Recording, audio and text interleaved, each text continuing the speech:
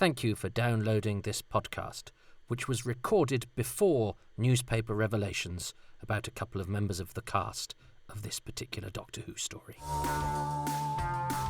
Welcome to Happy Times and Places, a positively inclined Doctor Who episode commentary podcast with me, Toby Hadoke.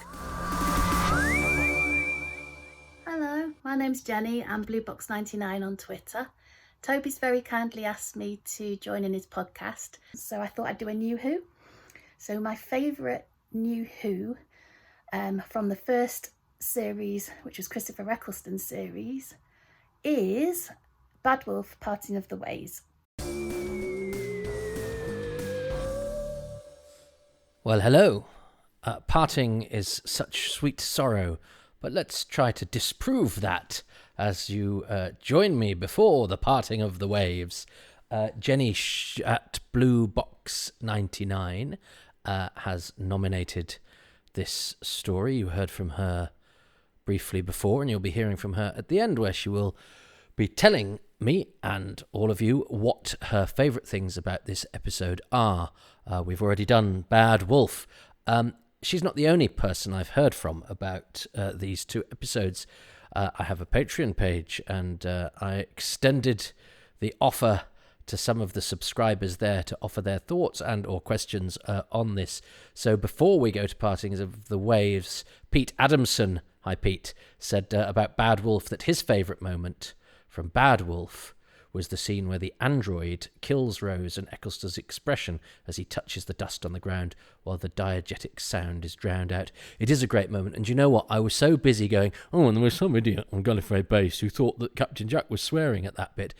I was being pernickety about somebody else's opinion or mistake, and in so doing, I missed the beauty of what was going on there, because it is a brilliant scene. It's really well acted, but also the sound and everything, the way that that's done, is such a brilliant moment. And I should have given that more heed than getting bogged down in the pernickety details. And that is a lesson that I think Doctor Who fans, as a rule, need to learn. And, I have to put my hand up and go, and I am not immune, and I still haven't learned that lesson, because I still do it, and and a little part of me despises me for so doing. It's quite a big part of me. Now,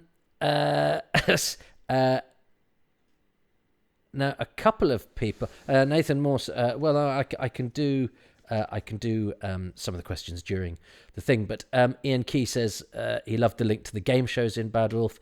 I don't think the version of Big Brother on here isn't that. It's not far removed from what it would become. I didn't get that far, but yeah, that doesn't surprise me. Are there any other deadly game shows you'd like to see in Doctor Who? I mean, did the Celestial Toymaker die for nothing? If you could give Blind Man's Buff and Snakes and Ladders. No, but TV game shows, I'm sure there are some, but I haven't watched a game show in a while. And yeah, Dan, is that what I've got? Okay. Okay, yeah, and I've got some. Well, no, let's open with this, because we haven't had a long track from Jenny at the beginning. Dan Rebelato, who was a guest on this podcast earlier, he chose and brilliantly eulogized the Rebos operation. Dan says, you may have seen an interview with Russell T Davies recently about his new TV serial, It's a Sin, in which he claims it's the first time he's dealt with the subject of AIDS and HIV. This interested me, says Dan, who is a playwright and a clever man. Because I've always thought that The Parting of the Ways was emotionally his great AIDS script, not Rose losing her doctor, or the doctor's body riddled with a fatal infection, but the moment where Rose returns as Bad Wolf, eyes on fire, and everybody lives, and you have that montage of the dead and wounded waking up, opening their eyes, standing on their feet, including the very pre-AIDS polymorphously perverse Captain Jack. In terms of its structure of feeling, its yearning fantasy, a wish fulfillment that feels like it comes from Russell T Davies's generational experience of living through the awful 1980s and early 90s when AIDS wreaked its devastation. What I absolutely adore about that two-parter is the way RTD gets us from the superb silliness of the Big Brother opening to the battle heroism of the end of part 1, to the almost metaphysical scale of Bad Wolf. And the fact that Rose is absorbing and channeling the heart of the TARDIS makes it feel like Russell T Davies is channeling the heart of Doctor Who as a utopian force for hope, renewal, recovery, and survival that speaks not just to the story, but to the stigma and shame of AIDS and all the public and media hostility that went with it 20 years earlier.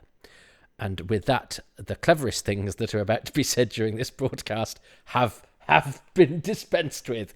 I'm not going to promise anything as erudite as that, but I might be able to tell you what that actor was from.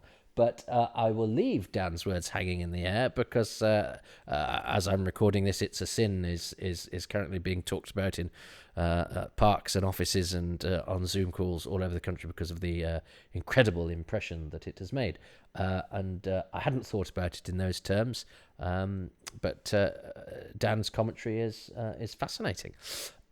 So look, let's go down. Let's go down a notch in intellectualism now, as I exhort you to press play in 3, 2, 1. I'm watching on iPlayer, so we get a little bit of the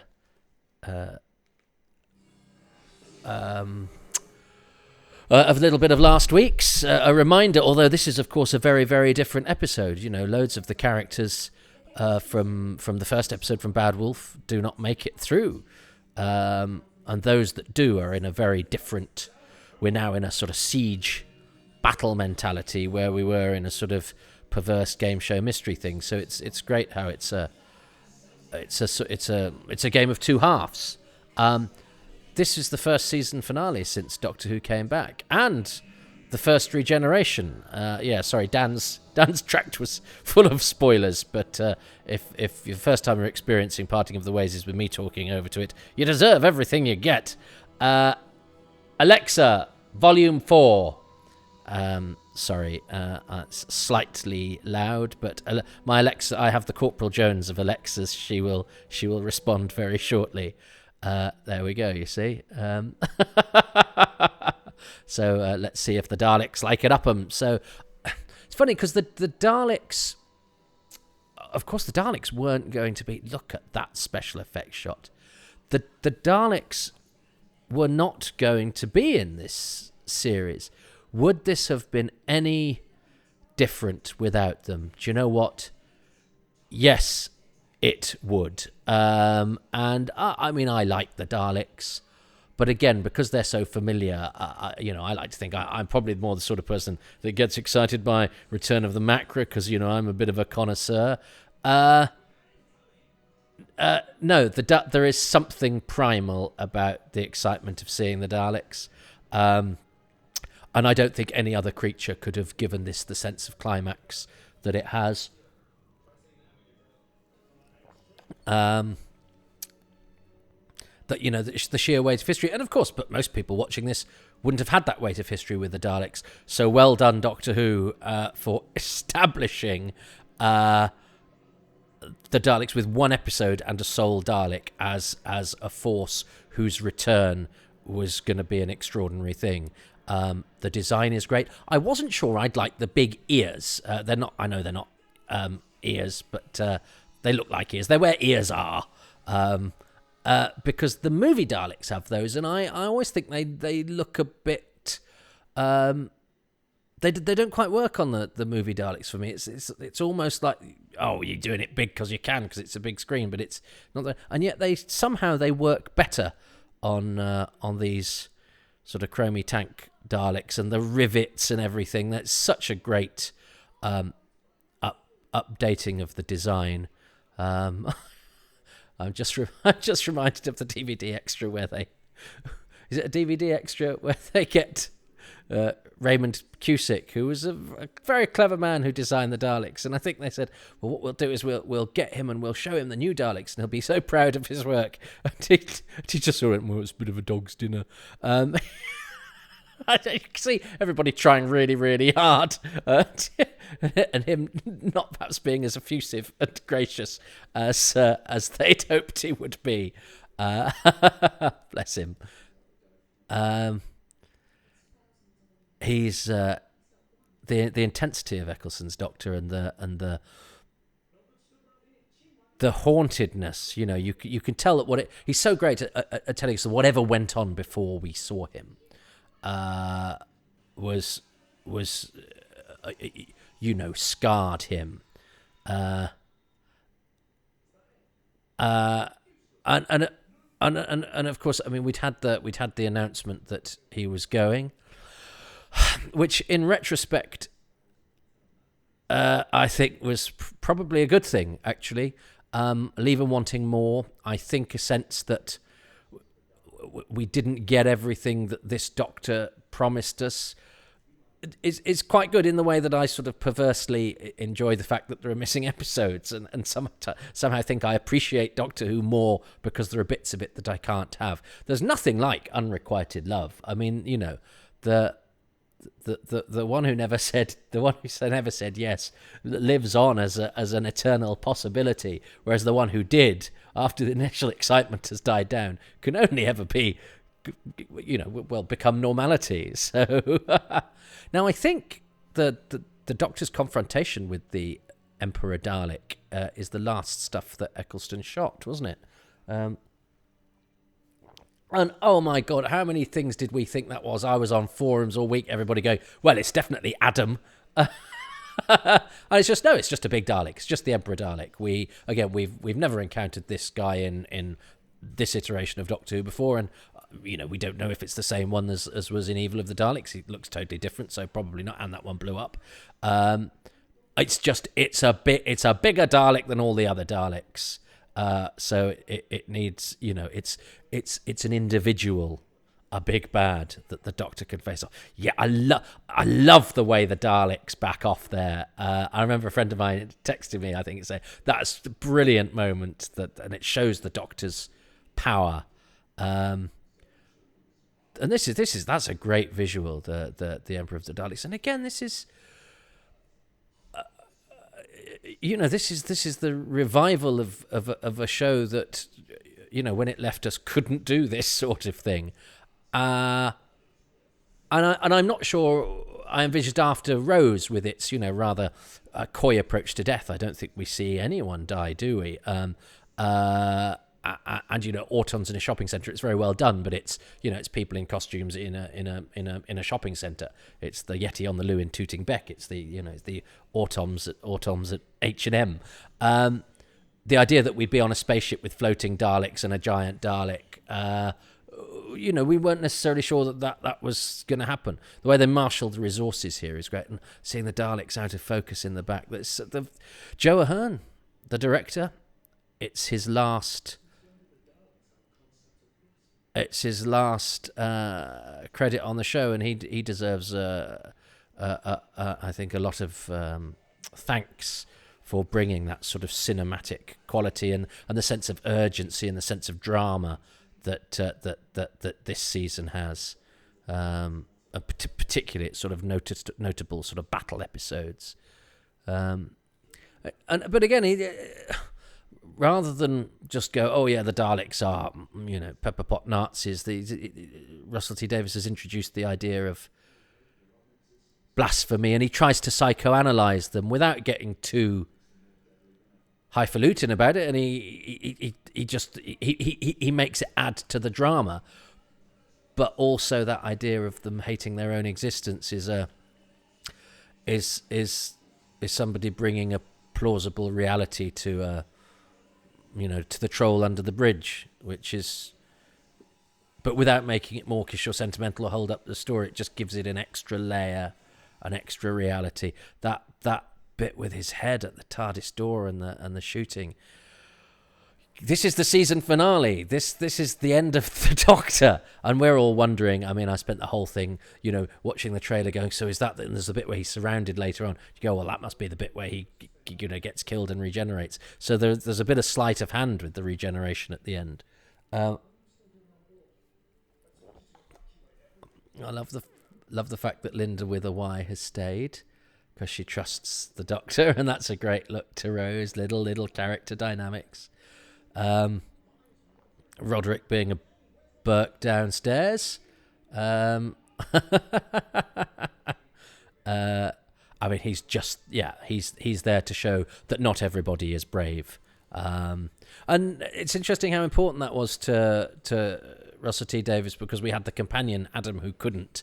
The idea that the acts we shouldn't take the acts of bravery that we see for granted. And although there are lots of examples in this series about ordinary, in inverted commas, people showing what human beings are capable of at their best, we so often do what is worst. You can imagine Roderick on Twitter when everybody's saying that a nice thing is nice, going, well, actually, I think this bit's terrible, or whatever, because there are always people that will do that. I think there's a great. Is this the bit where he has two Rose's look where Linda does a sort of inane companion line. 22 minutes. Oh, he's so good, Joe Stone Fuse. And then look, that's a really doctorish thing for Eccleston to do. For somebody that wasn't really who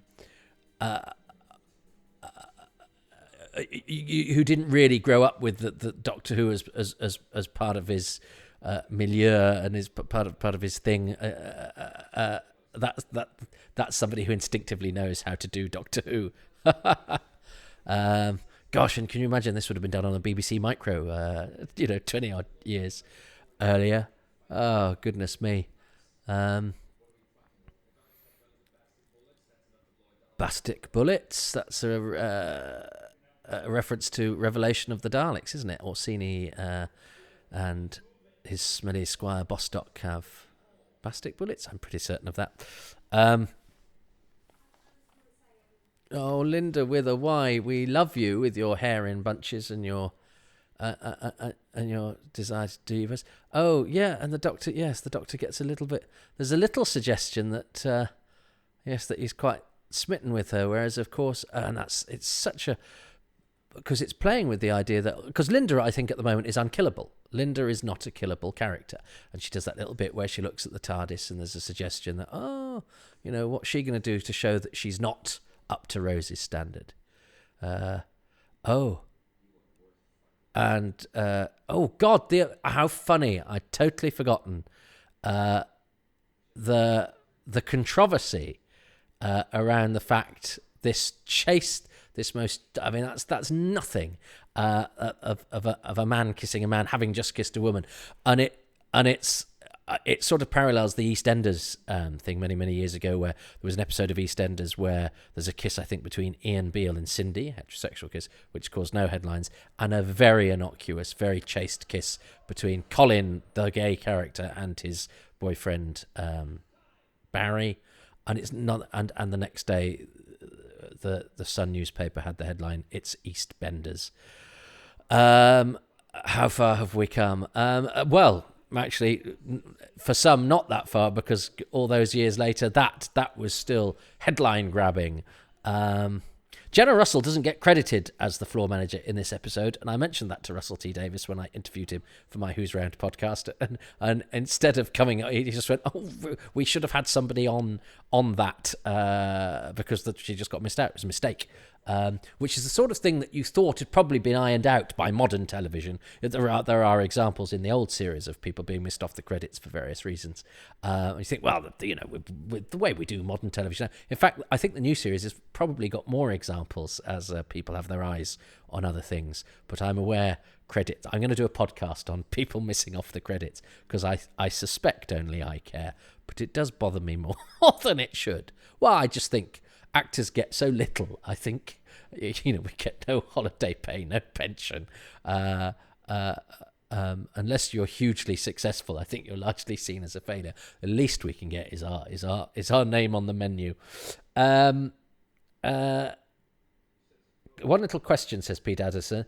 Is there anything you can say now about the alternative ending with Rose in the Vortex? Was it shot? Does it still exist? I don't think it was shot. I did have a look in the complete history, and it said it was scripted and it was in order to be shot, which I think means they're being a bit coy about going, we don't think it was, but we're not going to commit. But I don't think it was. And Nathan Moore says, how different would this story would have been if they hadn't got the rights to use the Daleks?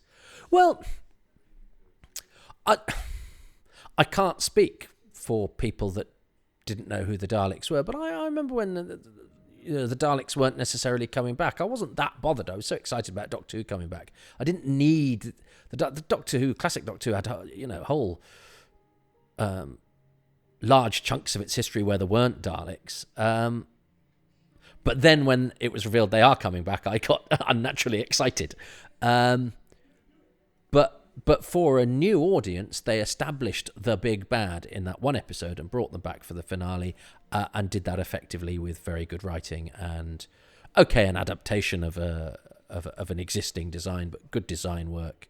Could they have come up with a monster that that equaled the Daleks? I don't know. I mean, there was talk it was going to be the Toclophane, wasn't it? One would imagine they'd be slightly different to the ones that we got. Oh, the Doctor lies to Rose in order to save her. He's so good at pain, isn't he, Eccleston? He's and I think his comedy is slightly sort of gawky and awkward, and I'm not sure. I mean, it's difficult. You can't. He's such a good actor. It's difficult to tell when it's deliberate or not. But so some would say I think he's probably, although he's very funny in the A Word. I don't know. It seemed to me at the time that he was much more comfortable with the hard drama than he was with the comedy. Perhaps he's not as light a comedian as some of the other Doctors. He's not perhaps as fluent, and yet the comedy that his Doctor does has a slightly detached awkwardness about it that makes it work, because he's a sort of misfit, and he's slightly awkward and off kilter and not quite on everybody's wavelength. So it could just be a very sophisticated acting choice. I'm not judging. It works. It definitely works. Even though, as I say, I do feel when I'm looking at some of it that, as I say, perhaps it doesn't fit him as naturally as the stuff that he really excels at, which is the raw emotion and the depth, the pain and the suffering that he does very well, and the drama. He's a very intense actor of presence. He was a brilliant piece of casting. Isn't there something about the hologram as well? It's just superb, because it's sort of black and white, and those lines running down it, and slightly, and it can't quite coalesce. That's like it's sort of unreachable. It's she can't touch him. He's like a missing episode. He's like, he's a telesnap reconstruction of Doctor Who says goodbye to Rose. But it is kind of that. And of course it had to come back to 20th century Earth. 21st century Earth. Oh, that reveals how old you are, Toby. I still think of the 20th century as the modern day. Oh. Yes, and that's what Ian Key says. That moment in Parting of the Ways where the hologram looks at the camera at Rose, amazing. It absolutely is amazing. And that's what Pete Adamson says as well. Pete Adamson's favourite bit of the Parting of the Ways is Eccleston turning his head during the hologram message.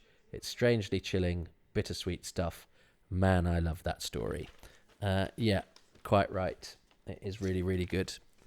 I've just realised I think I have another sheet of paper with another message from a Patreon subscriber, so I might have to add that at the end. Sorry, James Gould.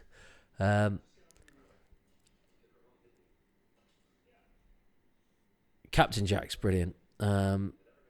Such a good addition, and the fact that he's such a comedy presence, but also a man of action, means that when the Doctor's lying to himself and to us, Jack's there to remind us of the stakes. This was so exciting at the time. I mean, everybody was talking about Doctor Who. amazing, that transformation in the 13 weeks. I remember before it started, there was a news report, I think, and they interviewed some people on the streets, and this young woman, they said, "Oh, Doctor Who," and she went, "No, never even heard of it." And the idea that people hadn't even heard of it astonished me. It was getting to that point, because there was a time when even people that thought it was rubbish had heard of it. It was part of the national fabric, as it should be. So I think it was rescued just in time too, as well, because I think given another 5 years and it would have been an absence. And I remember before this season, because it's the regeneration, I remember, because sometimes you can always be a bit of an arse. There was a documentary, wasn't there? And it was narrated by David Tennant. And I remember the name coming up with the credits, and I said because I was riding high and I was quite excited, but I was still, in my head, I was still, well, I know a lot about Doctor Who, even though, I start from scratch here, having had all of my life to try and, to pore over facts about the classic series over and over and over again. I remember saying to my partner at the time, when David Tennant's name appeared at the end, I went, "Oh, yeah, he's going to be the 10th Doctor." I was correct, but it was still an idiotic, posy thing to say. She didn't care either. That was the other thing. So, but yes, so I predicted David Tennant was going to be that. Oh, that was before he was announced. I predicted, just because he was doing Casanova and he was a Doctor Who fan, and it just seemed like it is written in the stars. This touching base is very, very important. It was such a vital part of the whole DNA of Russell T Davies's Doctor Who, and these, Billy Piper was the surprise success story from it coming out of the gates, but how important Jackie and Mickey are to this should not be underestimated. And I don't think I warmed to Mickey particularly early on, and I contend that, and I think Noel Clarke's great. And he was actually in the interviews before it came back. He was like, "Yeah, I'm a big Doctor Who fan. I love Doctor Who," and he had so much enthusiasm for it, and you really, really warmed to him. But I wasn't a great fan of Mickey and Rose, I have to say. I don't know if it was because of what he was given to do. I said to Russell T Davies when I interviewed him that I felt the performance had changed slightly, and Russell wasn't having it. But I think some of that was interviewee to interviewer. He was going, we're this is a positive thing. I'm not going to give you any ground on that. He's a very, very lovely man, Russell, but I also think he takes no prisoners, and he wasn't going to let me suggest that Mickey had changed. But I feel he does, and I love Noel Clarke. But by the end of the series, and he's great in Boomtown. The fact that Mickey goes from being, so maybe it was deliberate, and that that transformation was really, really important. But I'm sure I read an interview with Noel Clarke where he said he felt he pitched his performance slightly differently early on. He's great anyway, but I certainly, my warmth towards the character improved and got 100% by the end. This is amazing, and that's just such a great decision. This it turns around that the Daleks moving midriff as well, which I know we've seen in Dalek, but just that directorial or special effects designer choice of going, well, we're not just going to have them all coming in the same direction. We're going to have these ones look there and then twist around. It just adds movement. It adds intent. It's pretty spooky. It's just another of many moments of genius. Yes, by the way, when I'm sort of looking for things to be critical of about this, I think I'm just trying to highlight some of the things that at the time I was thinking, because although I loved this and this exceeded my expectations and it was so amazing, Doctor Who being back, my fan brain was on the lookout for things to worry about. So yeah, no, let's get it out there. I think this is amongst the very best of Doctor Who. I think this whole period of Doctor Who is amongst the very best of Doctor Who. But I'm trying from a bit of historical perspective, he said loftily, to try and sum up some of the concerns that I have, because I've always got that little doubt pecking in my brain, that fear that I think the genesis of that was Doctor Who when I was away at boarding school, and Doctor Who was the only sort of island of joy I had when that phone call came through to say it's being taken off the air, which seemed inconceivable. And from then on, Doctor Who was under threat, which it was the only solid thing in my life. It was the only solid thing in my life, and so so for the continuation of its existence, it was under threat. And then it coming back, I was terrified of people not liking it, or even worse, of me not liking it, or even worse, of me liking it and everybody else not liking it. And there is a lesson there about just going with it and not worrying. I heard something wise. I'd like to say it was from a philosopher. I think it is a philosopher, but it's quoted in an episode of The Good Place about, not worrying about the past or the future, just the present, because it's the only one you can do anything about. And the past is gone and the future isn't here yet. The only one you can control is the present. And I think there's not a note to self, live a bit more in the present, because you only appreciate things when they've gone sometimes. That said, I was loving Doctor Who at this point, and I loved the machine guns.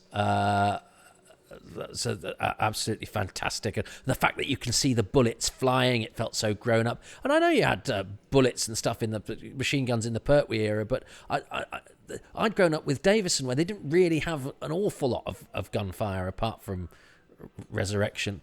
So that's great. The floor manager is killed. She'll never sing the theme tune to Red Dwarf again. And you've got people, bullets flying in the air, and her hair was flying about because of the impact. So that's so impressive. And then you've got a Mini trying to open the heart of a spaceship inside a police box. And I love the fact it's a Mini. Those little bits of attention, and this is great because it's waiting for. Although they're killing time a little bit here because Rose has to be kept away from the story. None of it is padding, because it is all building to a hero moment that's going to come for Jackie in a bit. That's also got loads of good jokes in it, but it's keeping Rose away, and it's her frustration, and so there's emotion tied in with the. Oh, and the I've forgotten that the android, they use the android as I only think of the game shows as being in the first episode, and I believe that the android is one of Russell T Davies's favourite jokes. He should be justly proud of it. Joe Joyner is so good. And that's a lovely old. It's a bit like Alien, isn't it? It's the it's the look and Earthshock Part 1. Somebody looking at blips on a screen that means bad news for other people. Poor old Patterson Joseph. He's a fantastic, one of our finest actors. He's sort of stuck downstairs just being an arse. But as I say, but he's playing a very important function, and he does it brilliantly. And isn't that glory? That Joe Joyner's reaction, and the fact that we don't see it, we hear it, so you can do a large scale massacre that is a gut puncher without showing any of it. And she acts it brilliant. She is so good. I love Linda with a Y. I'm not allowed to choose her though, because Jenny already has. Jackie being the mum who cares. Rose knowing about Pete, of course, which which we don't actually know about, because that's been planted in front. The whole arc is an overused word, but the whole character development and the stories that everybody has, the amount of detail, not just for plot but for emotion. And this is desperately emotional stuff, but it's earned. Every single bit of it is earned. And Billie Piper had gone from being, it's the bit that always resonated in my one-man show when I said my reaction to Billie Piper being cast was one of absolute fury. She's a pop star. This is ruined Doctor Who. And I was like, oh, before it's even started. And I mean, I ate my words pretty quickly, and by this episode they were fully digested and never to be brought up again. She's so good. And look at Earth being absolutely totaled. And of course you can do this because we don't know that the Doctor's gonna reverse all of this. So you get to have your cake and eat it.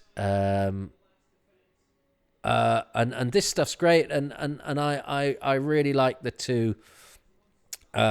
It's quite a simple device, having the, does he say, do you want to go for a drink afterwards? But he's so charming. I hope he's having I know he's pretty solid work, isn't he, Joe Stone viewings, but I hope he's having a marvellous career, actually, because he has such a warmth and such a wit, and a sort of hapless charm. And I love that bit between them where she winks, and it's very much, I remember watching V, and there's two characters, and one says, when this is all over, shall we get married? And you go, yeah, and you go, well, one of them's gonna die. But and that was very cheesy, and it was cheesy at the time. That moment I see as slightly different, is that you're aware of the tropes, but you don't know, because Linda, you expect to go one way and comes a different way. I think that the two programmers are a lovely addition and fulfill an important task, and are played, I think, better than characters like that are sometimes played in other shows. And this whole sort of thrown together, the stuff I did like about V, was the underground, rebels holding out, Jerry built. This is very, this is a base under siege. But the fact that it's this set is all these sort of rusty bits of panels all thrown together, and again machine guns, which I don't know why I like machine guns so much, but I do. Tough. It's a western, a war film, all of that stuff. It appeals to us. I don't know why, but it does. But the fact that it's sort of ordinary people in a short-sleeved shirt and a suit top and all that stuff, and when she celebrates, she goes, I got it, she's gonna die. Oh, I think that's so sad. And then he loses it in the way that he does the gun over there, and I think that's, oh gosh, and that's a great I'm a sucker for all of that sort of stuff. I do. It sort of gets me every time as well, and it's just two people without names. Yes, I know he's called David Pavel, but not in the credits. They're male programmer, female programmer. I think, as I said last week, Russell had wanted to do the thing where people we didn't know the names of did extraordinary things, and I think that's important. He comes back to that, doesn't he, in Midnight, when the stewardess sacrifices her life, and somebody says, what was she called, and nobody knows. This is such a tense scene, and it's got a Dalek appendage. I did the chase not long ago. I was celebrating the Dalek appendages in that. This is an absolutely fabulous scene, and you go, well, somebody's going to come and rescue Linda because she's Linda, and this is the stroke of genius. Is that you lip read a Dalek without it having lips. You know exactly what it says. When that is genius. That is, and that's so horrible. Poor old Linda. Poor old Linda. That is definitely going to be one of my choices. But then you sort of go, well, okay, Linda's the big death. Surely Captain Jack's going to escape. Because Captain Jack's essentially become a sort of companion. And you know, he was announced early on in the press.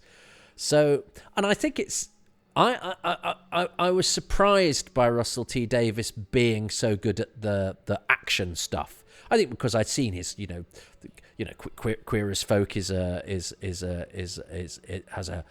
cheeky power. I mean, it's also got a strength and an outrage in it, but it's told with such vim and wit, and the Second Coming also. Is powerful, but it's also fueled by a sort of anti-establishment, although he was using God, who's as establishment as you can get, rebelliousness. But I wasn't quite sure I expected him to be so, and why not? Of course, he was brought up on Doctor Who, but his handling of the stuff that appeals to the little kid in me, the actiony stuff is perfect. But I love that Jackie gets the moment with the band which says, "Don't ask how I got it," and you go, "Oh, Jackie." Jackie Tyler is one of the great Doctor Who characters, who you absolutely need. And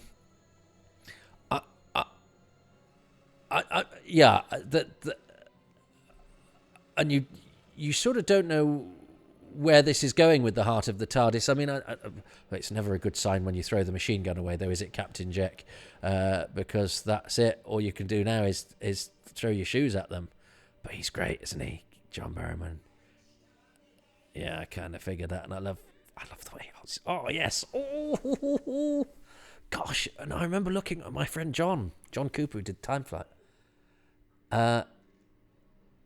For this podcast, he was sitting. We looked at each other, and we couldn't believe it. And that camera works great. The way the camera shoots from one to the other, and look at all those Daleks. And this is where you thought, well, this is how the Doctor's going to die. But then you go, but hang on, he's got to defeat the Daleks. And of course, Russell T Davies has to give him the decision. I'd forgotten about that. Of course, this is the big moment, because the Doctor does blow things up, doesn't he? I mean, the Doctor doesn't kill people, except the odd Ogron, but I've discussed, I'm sure, to the point of boredom, the fact that yes, we imagine the Doctor as not being somebody who kills, except for the times when he does kill, unless you view the Doctor differently to how I do, and there are people who go, no, the Doctor sees what the evil is and he destroys it, and both of those readings are have their errors, and both of those readings are valid.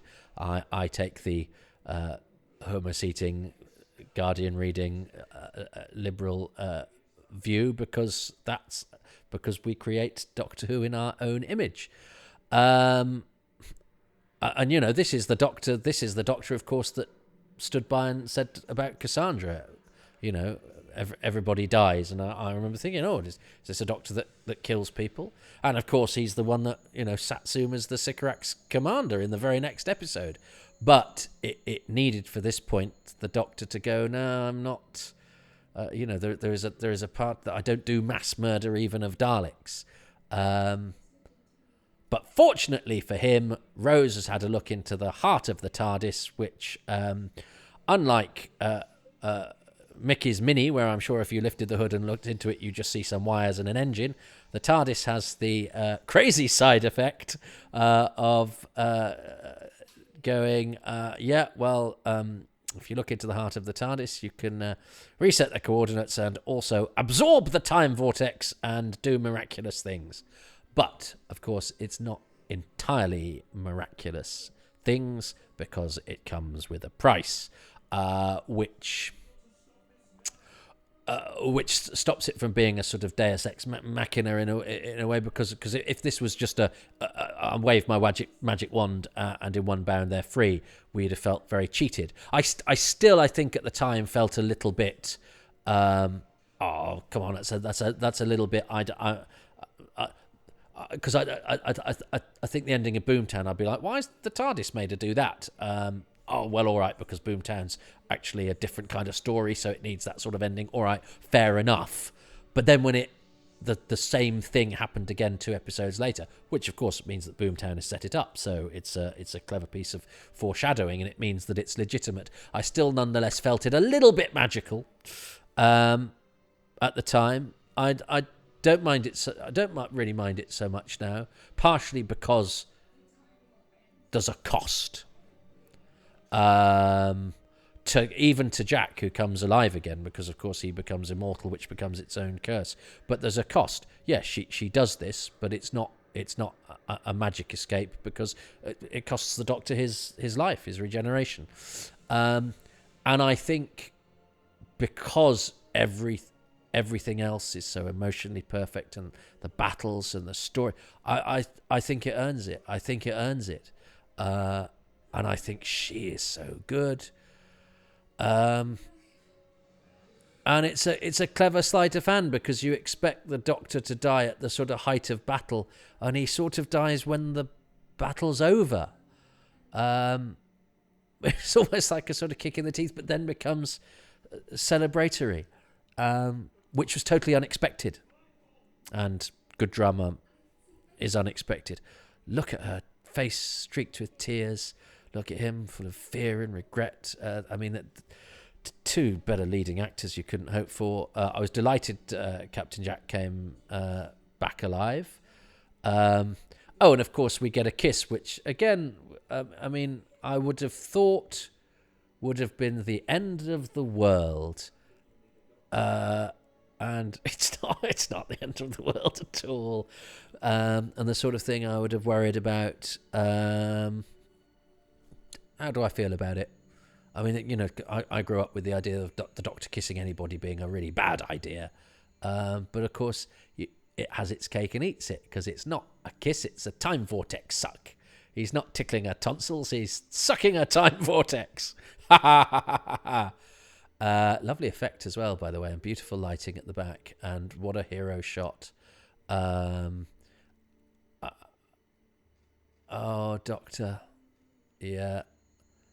And then he blows it out of his mouth, which I suppose you can do if you're Doctor Who. Nice music by Murray Gold as well. That's a great shot, isn't it? It is slightly magical, but I think it earns it, and he knows, so he helps to sell it as well. Will I always be as forgiving of endings of some modern Doctor Who? Well, come on, I was thinking about the Brain of Morbius the other day, which ends because there's there's essentially a board game in the corner that they play that sucks one of the brains out of the other people. The story stops and he goes, "Do you want to play this thing that's over here?" So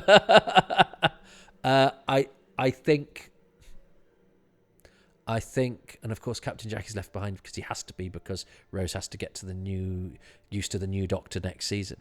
And of course, you can have too much of a good thing, and I think it was important that Captain Jack wasn't permanent. I think, because then you look forward to him coming back, and it becomes an occasion when he does. I think storytelling is very hard. Telling science fiction stories is very hard, and you paint yourself into corners, and you have to get out of them. And sometimes you do it by very clever placing of jigsaw pieces, and sometimes I think you justify it emotionally, and I think that really works. I find this. I find this episode exciting. I find it moving.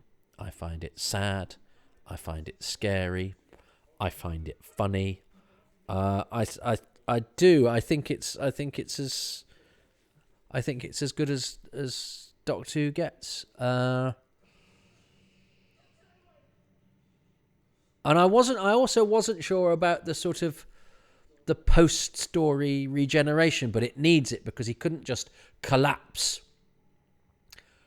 at the climax when the story's just finished and change and that be it. There needed to be some explanation, some reassurance. It definitely needed to be a postscript because, of course, the show hadn't done this. But what a boon it turned out to be, because essentially after the first series, it's going, if we want to, this is here forever.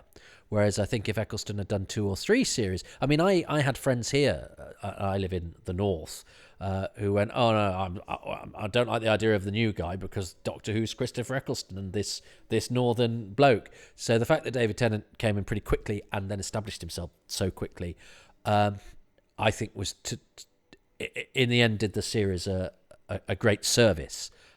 So Eccleston did by going when he did, and Tennant did by establishing himself and becoming, definitive. So whilst at the time it was the worst thing in the world to read, was Christopher, just as the show looks like it's being successful, you have to get used to the leading man losing, and there he is. And of course, then Christopher Eccleston was the bloke that would never come back to Doctor Who, much like Tom Baker was the one after the 5 Doctors that, didn't really do conventions and bits and bobs and things like this, and certainly wouldn't do Big Finish. And then McGann, McGann, he was the movie Doctor. He's not going to do conventions, and then he does conventions and comes back to Doctor Who. But then Eccleston, well, no, he left, and we're not quite sure why he left, and there's obviously some stuff gone on there. But so he's far too cool and scary and hard and northern to do anything like a Doctor Who tie-in from Big Finish. And as I speak, he's just recorded a load of stuff for Big Finish. So they try and every time they try and leave, but they always come back. They always come back. I remember being furious with myself because I think I pressed stop. I still had a video at this point. I recorded this on VHS. Younger listeners, that's an old thing like papyrus or a stone tablet. And I think I pressed stop, and then there was a sort of recap of loads of clips of the series, and then saying Doctor Who will come back in the Christmas Invasion. But I pressed stop because it was important for me not to have sort of extra junk on. And I've never seen that throw forward to the Christmas Invasion since. So I remember being utterly furious about that. So now, I choose 3 things about this and a bonus. Why do I choose? So I have to choose 7 in all for a 2-parter. Oh, whereas for a 1-parter, I'd have chosen 5 things. So that makes sense. And yet for a 4-part Doctor Who story, I choose 5 things, which is the same length. Oh, I don't know. Doesn't matter. The rules are what they are. I think Jenny is going to choose 3 things and a bonus. So I have to choose 3 things and a bonus, I think. I'm definitely choosing a Linda or with a Y's death scene, that the silent exterminate out in the vacuum of space. The fact that it involves Linda with a Y, who I can't choose because, well, no, I suppose I could because Jenny chose the holding the hand out moment. But yeah, the fact that scene involves Linda with a Y, played by, look at I go, Linda with a Y, that's how we know her. It's little touches like that, actually, that are part of the genius. The fact that she's played so brilliantly by Jo Joyner, the fact that she seemed unkillable, the fact that she's been doing, that her role in the episode is so useful on so many different levels, and the fact that she dies, and the fact that the Dalek is silent, the fact that you see the glass shatter and the air, it's superbly rendered, I would say. That I also would... I think I probably have to choose all those Daleks in space. I do love that way that the midriff, the Dalek's facing the other way, and then its head turns and its midriff turns, which is a genius moment. But I think all of that Daleks in space and the Dalek spaceship stuff is really, really brilliantly done, and so exciting. And I also will choose. Well, I mean, I suppose it's difficult. Am I allowed to choose? Am I allowed to choose the Doctor, or do I choose a Doctor moment? Yeah. No. Yeah. The turning to what everybody else has chosen. I mean, Eccleston is so good, and I nearly chose the bit where he has the big bit of air duct or whatever in his hand, and he looks at it with sort of inept hope, because it's a great piece of comedy. But the bit where the hologram turns, which makes no actual logical sense apart from it's absolutely right, and why wouldn't he know that he was there? And the camera, it doesn't matter, it's beautiful. And the fact that he's in black and white, and the fact that it's shimmering, but yeah, that moment where he turns round, but in that I also am acknowledging Christopher Eccleston for the brilliant work that he did as Doctor Who. And I think my bonus thing, I've got to mention Joe Ahern, who was such an important director that first year, never returned to the show, and I think gave it a lot of its guts and a lot of its drive, and brought some real credibility to it, because he came with credentials and experience, and I like his series Ultraviolet, actually. Do check that out.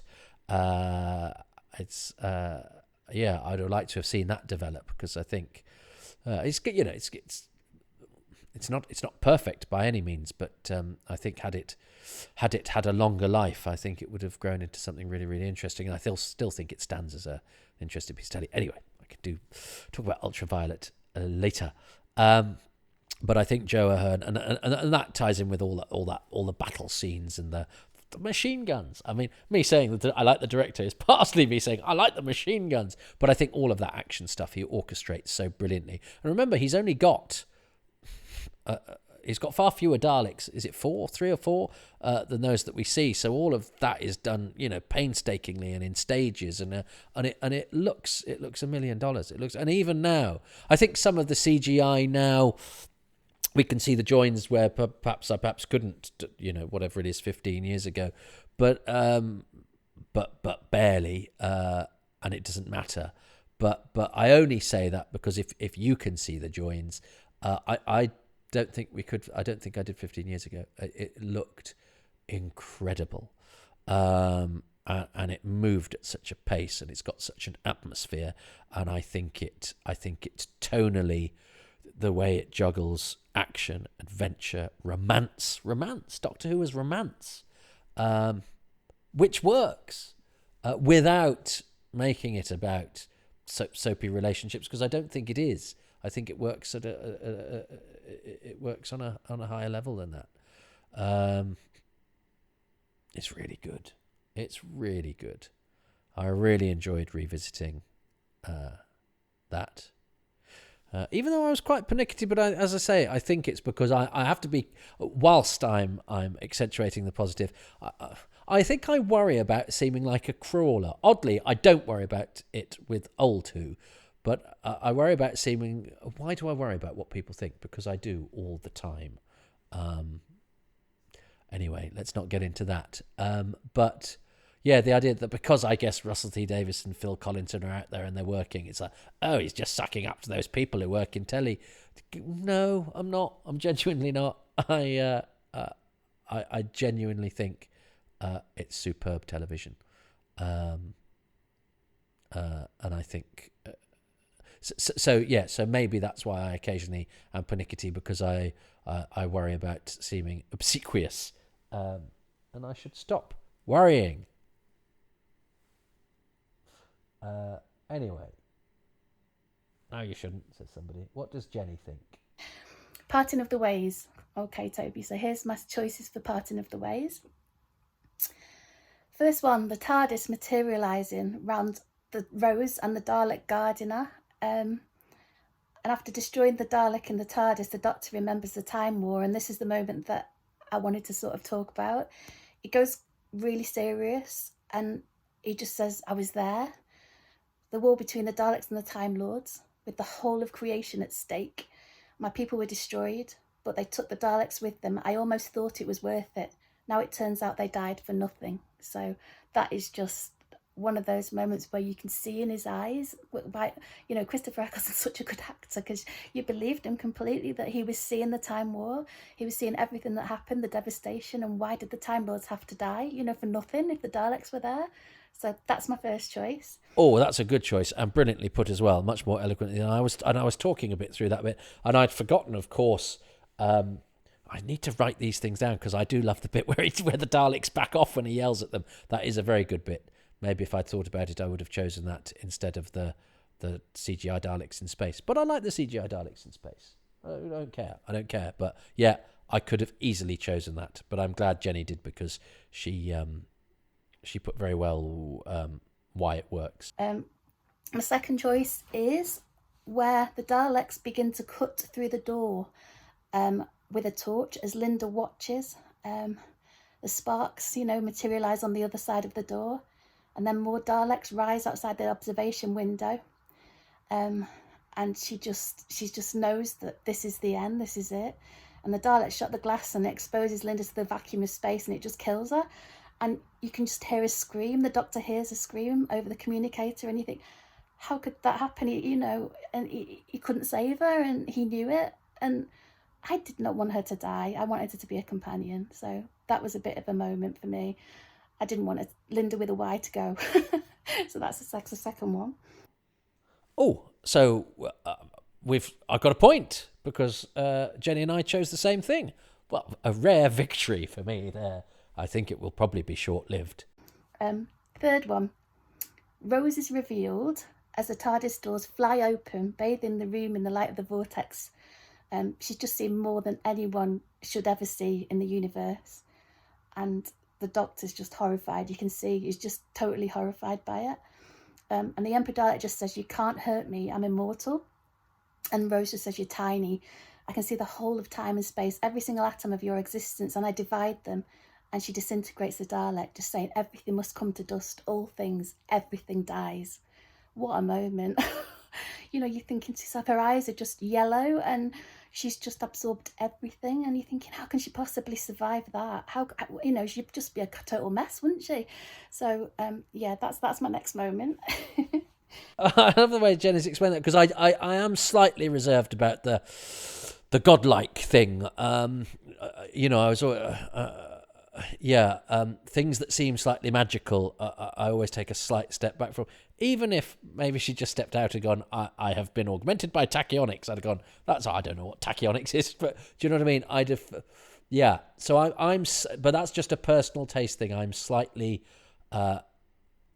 less moved. I'm slightly ambivalent about sort of godlike ethereal stuff and bathed in light and all of that, which seems a bit fantastical to me, even though, as I've just explained, I think it earns it, and I think it does it well. And I actually think Jenny has advocated for it far more effectively, and made me maybe reconsider a little bit, because that idea of, yes, the puffed up Dalek, and the great powerful baddie alien thing being actually in time a speck of dust, is an extraordinarily powerful thing.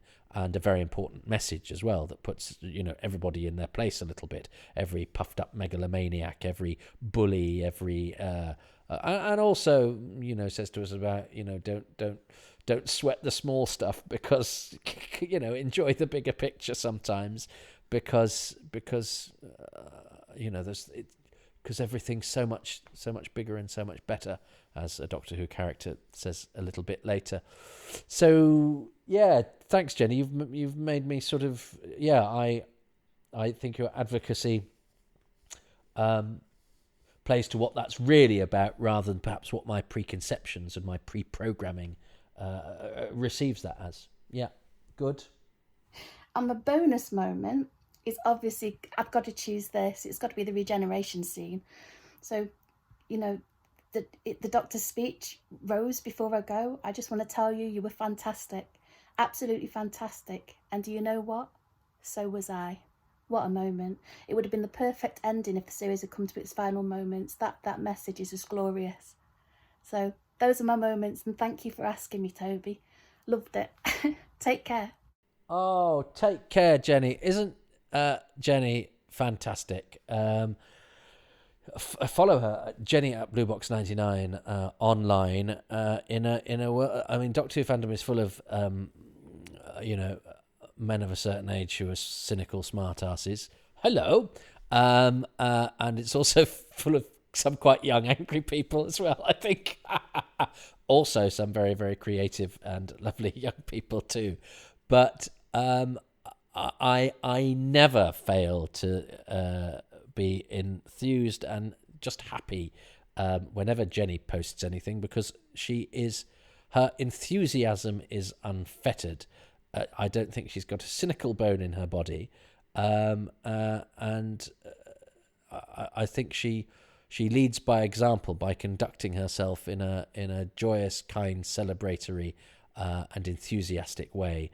And I wish I was more consistently like that, which is why I asked her to do this, because I knew she would inject exactly the right air of positivity into it, and I'm grateful to her for doing it. So do follow Jenny at Bluebox99 on Twitter. He's also very kindly said that I could plug a few things. So I love writing, and I've written for a charity book called The Curse of Fanfic, and that's available via Obverse Books. On Twitter it's at Obverse Books, and it's raising money for Parkinson's UK, so well worth a look at that. The Minister of Chance is also an audio drama that I was involved in 2013, and it's by Dan Freeman, and the weekly episodes are available on a free podcast if you want to have a look at that. So that's at The Minister of Chance and at Sage of the Waves. That's Dan Freeman's Twitter account if you want to follow him. It's well worth following. And there's also an audio drama coming out called Dark Dimension. So that's hashtag Dark Dimension on Twitter. Well worth a look. It's a spin-off of Doctor Who. And there's lots of people involved in that's on Twitter, and it's just going to be good fun. So it's well worth a look. So those are my plugs. So thank you, Toby.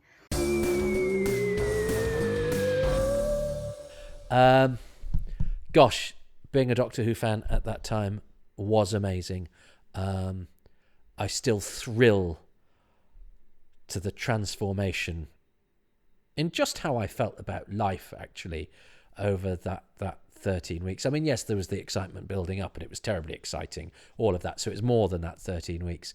But that series unfolding, I mean, God, I remember cycling to the Comedy Store and thinking, I better not come off my bike tonight because I don't want to, because I don't want to miss Doctor.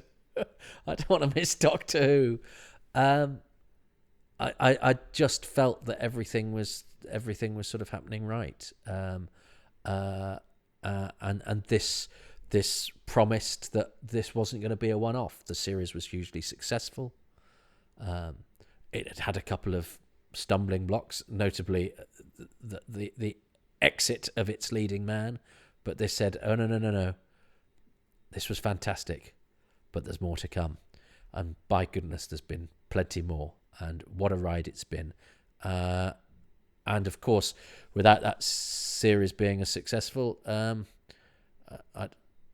don't think I'd have done a one-man show about Doctor Who. And so we wouldn't be doing this. So I'm not saying that's a reason to celebrate it, but it gets me to the end of this podcast. There wouldn't be this without that. So that might not be one of the best things that it has spawned, but it's nonetheless, it means that those episodes live on in all sorts of different ways.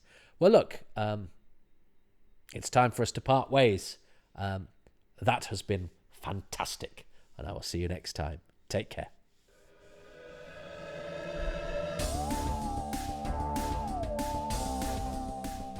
Well, thank you so much for listening to Happy Times and Places with me, Toby Hadoke, and my special guest, Jenny at BlueBox99. That's her handle on Twitter. Follow her. She's a rare sunshine. Thanks to patrons Luke Adkins, Peter Adamson, Will Brooks, Rick Byatt, Alex Gafajoglu, Paul Carnahan, Andy Case, Richard Chalk, John Curley, Mark Dakin, John Elledge, Gary Gillett, Ian Gillespie, James Gould, Lisa C. Greco, Dave Hoskins, Jessica Jones, Andrew Jordan, Ashley Knight, Clive Lewis, Guy Lambert, James Lark, Gavin McLean, David Matthewman, John McClay, Ross McPhillips, Stuart Mitchell, Nathan Moore, Matthew Newton, Dave Owen, Melvin Pena, Keith Pirry, Jonathan Potter, Dylan Rees, John Rivers, and Jim Sangster. The music for this podcast is by Dave Gates and the artwork by Dylan Patterson.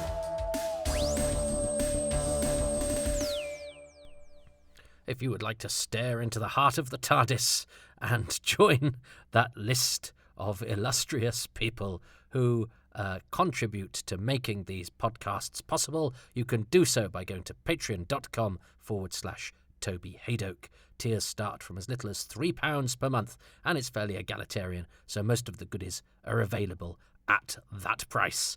You can get 10% off for subscribing for a year in advance, but I know some people cannot afford to do such things or don't want to be shackled to a monthly obligation.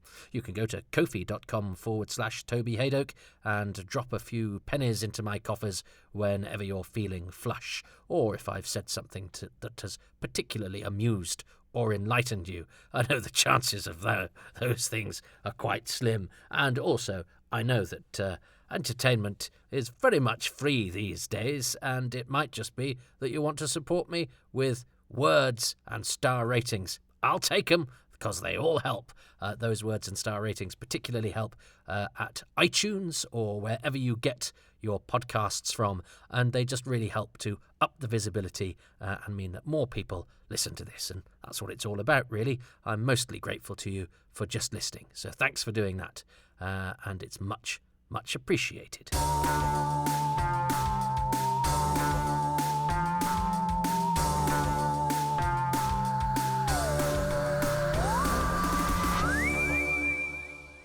Russell T. Davies is coming back. Oh, marvellous.